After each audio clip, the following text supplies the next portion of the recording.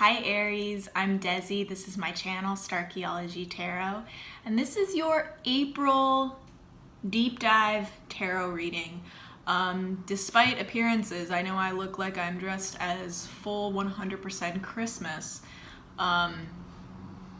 This is April, but as a celebrator of the magic of Christmas, I don't see why not apply that magic to every month, because maybe this April is going to be somewhat of a Christmas for you, Aries. I don't know. That just came out of my mouth. We haven't pulled cards yet. We have no idea what presents are in store for you, but I am excited to see. Before we begin, I really want to thank you guys for being a part of this community, for liking, sharing, subscribing. It means so much as we are building this conscious collective here of like-minded people devoted to their own spiritual growth and bettering themselves for the sake of bettering the world. That's where it starts. Begins with me, begins with you. So thank you so much for doing that, and Merry Christmas, and also Happy Passover, and also Happy Easter. Wow, I am in a celebrating holiday mode, which makes me wonder, what holiday are we celebrating for you, Aries, this April? We're about to find out. If you have an intention to set, a question to ask, a desire to manifest, whatever it is, focus on that now. Also, Aries, it's Aries season. Happy birthday. We're about to knock on heaven's door, get some sweet downloads from the divine, and I don't know, keep feeling great about our lives.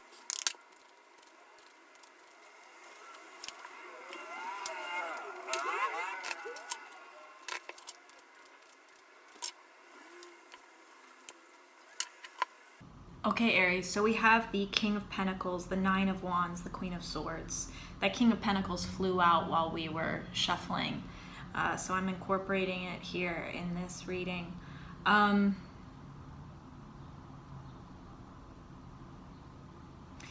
Aries, there's something about where we find you right now at this point in your life.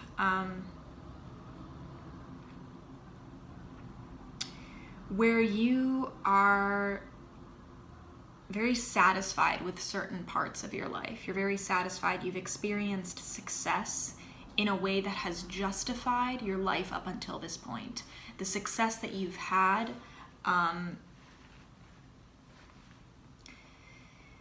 particularly in a business or a professional sense, it's like you've done things that you were supposed to do.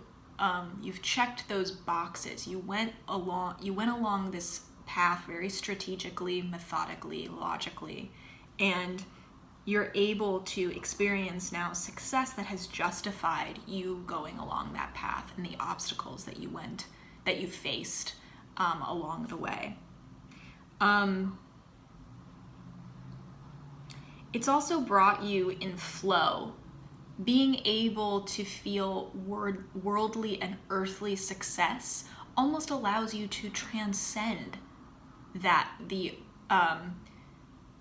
worldliness and success in society. When you experience that success in society, you're able to then see what's on the other side of success in society, societal success or cultural success.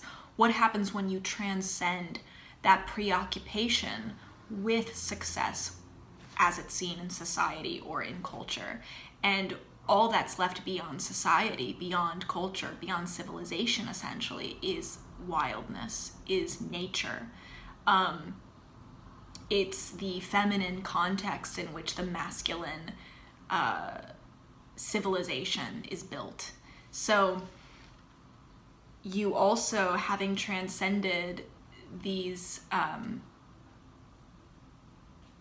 civilization, society, by checking off certain boxes that satisfy masculine mission in you, you are now much more in touch and in flow with nature as well, in flow with Mother Earth, what happens in the natural world, getting involved getting more in touch with gut instinct instead of just mental logic, going beyond thinking with your mind and understanding what it's like to think with your gut, or maybe more accurately, not really think with your gut, but just make decisions with your gut, make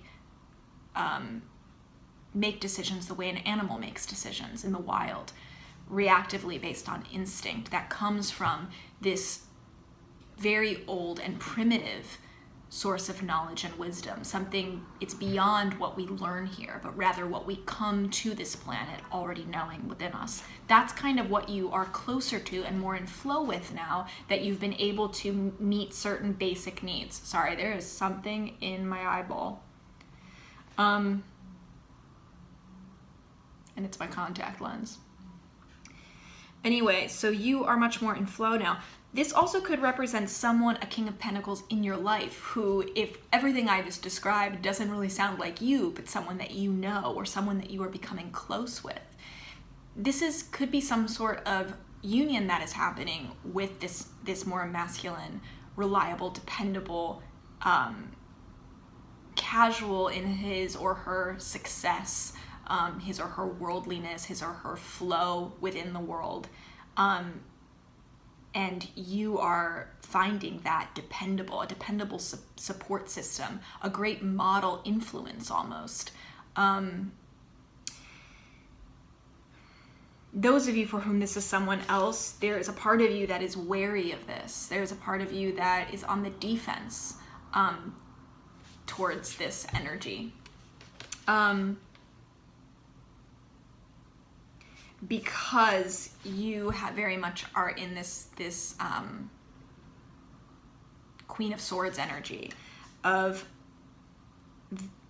exploring the relationship between wisdom and sorrow, knowing that you have had these experiences, challenges really, that have led you to be a very mentally methodical, logical, practical person, where you've had to rely on your mind to push you beyond what you thought was your limit. And the Queen of Swords is known as the Widow card because it's like, it often represents that phenomenon we see in widowhood of a woman who, traditionally is like dependent on other people because of her place in the world. And then when she becomes a widow, she is forced to transcend those limitations that society has placed on her and experience actually what she is capable of providing for and relying on herself. And it's sorrow that pushes her to understanding that great wisdom. It's loss, it's painful experience and obstacles that push her to understanding that great wisdom. So the conclusions that she comes to are conclusions that are based in that replace previous beliefs. So it's like throwing old beliefs out the window and welcoming new beliefs about how the world works, and understanding that she has to, all she can do is rely on herself. She's the one who is whom she can depend on. The Queen of Swords highlights the important connection between sorrow and wisdom, how certain wisdom sometimes is only accessible to us through sorrow, and that sorrow opens doors for us. When we find ourselves with facing Queen of Swords energy, the challenge that she brings is the choice of using sorrow to expand ourselves, or letting that sorrow educate us, or believe it's educating us in a way that actually makes us more restricted, not expansive. It's the difference between becoming wise and becoming jaded from the same experience. So what you are kind of fighting with, Aries, is whatever that Queen of Swords experience is that you're coming through, it's putting you on the defense, being overly defensive, maybe defensive in a way that isn't really called for when facing this King of Pentacles character in your life, or this King of Pentacles version of yourself, this King of Pentacles energy, this absolute peace with flow, welcoming of success, to justify your obstacles and struggles, not being so attached to the obstacles and struggles that you've experienced that you allow those to define your future in a way that prevents you from success because you are so attached to the story of struggle. It's almost like what I'm seeing is some of you are defending yourself from your own transcendence. You're defending yourself from your own success because the sorrow that is supposed to expand you, you are using to limit you, to define you in a limiting, restricting way. And you think that that's making you wise, but what it really is only providing knowledge. There is a difference between knowledge and wisdom, and you run the risk of not really reaping the wisdom from those experiences, but instead gaining a set of knowledge, a set of what you consider to be facts that are irrefutable and that really build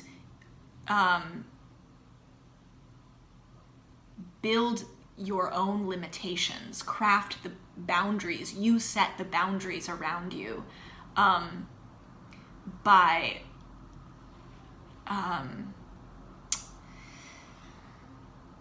what is the word I'm looking for? You craft the boundaries around you by internalizing the knowledge that you gain from those experiences.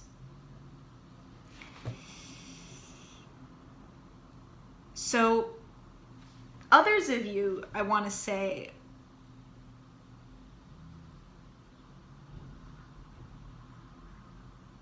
you're almost choosing between two versions of yourself. Another way of thinking about this is you are choosing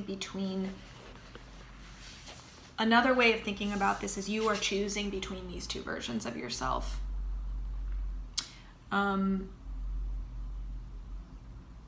Queen of Swords and King of Pentacles. And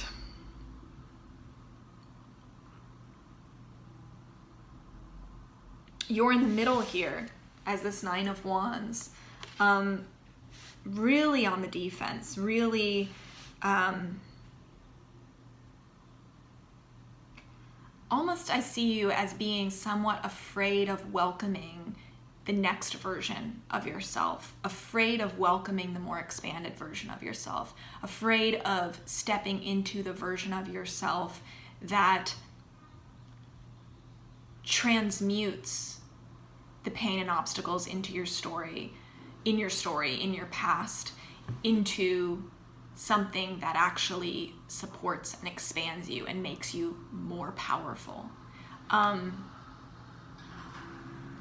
And you don't have to choose between being a Queen of Swords here or being a King of Pentacles.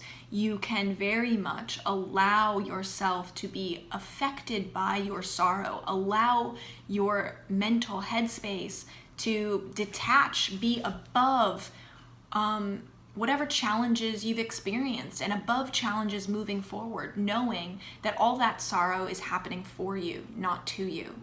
And that sorrow is expanding you into a place of wisdom. And you can be that, and you can also be concerned with achieving your earthly goals. To detach yourself mentally doesn't mean you have to detach yourself from the world and from your concern with earthly success or achieving earthly desires, fulfilling earthly wishes. These are both masculine and feminine parts of you that can be harmonized. And when you're overly defensive, you deprive yourself of becoming either of those two things. It's not one or the other. It's like you actually deprive yourself of both things, not just one. Bottom of the deck, we have Six of Pentacles.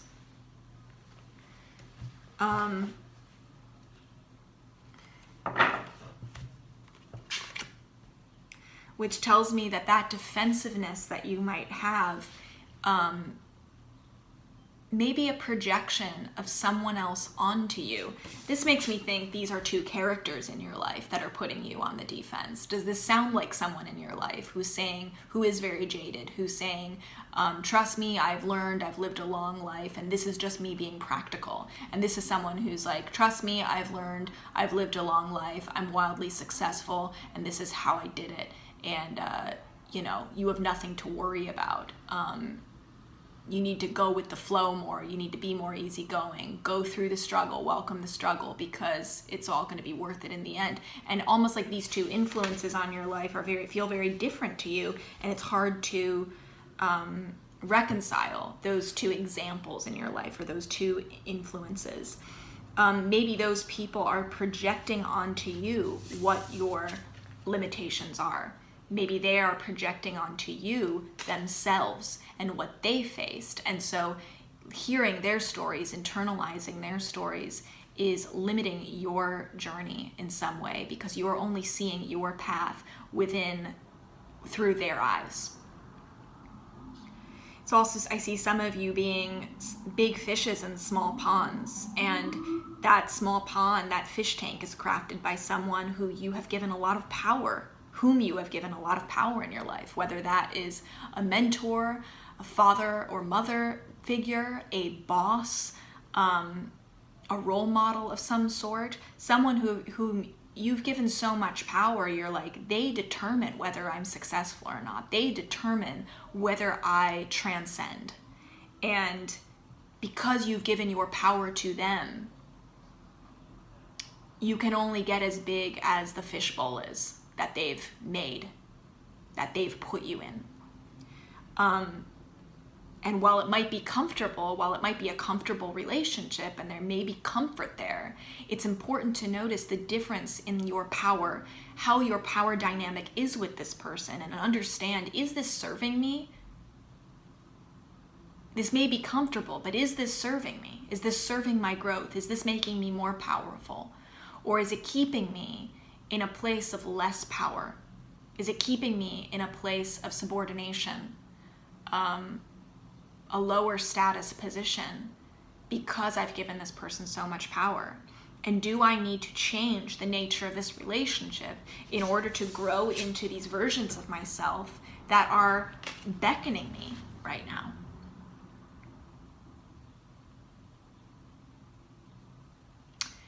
Really cool stuff here, Aries. I would love to hear what this is for you specifically in your life right now. I think in Aries season, it's the astrological new year right now, the beginning of the astrological new year. And this is really another time really for making resolutions and looking at the year ahead. And the big thing for you looking at this year ahead, looking at this next year of life for you, is understanding whether you want a repeat of the version of yourself that you've been, or if you're ready to shed your skin and become something bigger. That's going to take putting down your defenses a little bit and being more on the offense,